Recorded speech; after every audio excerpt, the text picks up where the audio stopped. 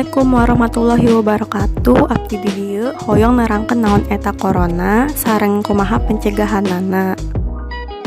Coronavirus mengrupikeun virus anu tiasa ngawatu sistem pernapasan. Virus ieu munggaran dipanggihan di kota Wuhan, Cina dina akhir Desember 2018. Dina sababaraha kasus, virus ieu ukur nyababkeun infeksi pernapasan hampang sapertos flu.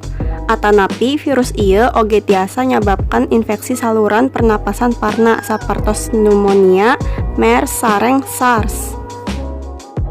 Dugi ka ayeuna henteu aya vaksin pikeun nyegah infeksi virus corona atanapi COVID-19.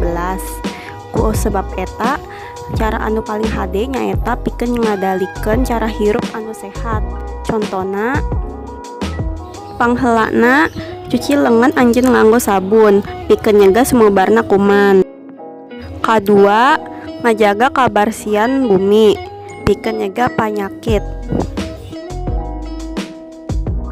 Katilu, konsumsi vitamin C pikeun ningkatkeun kekebalan awak. Kaopat, nyandak obat tradisional sapertos obat herbal tiasa oge ningkatkeun kekebalan awak.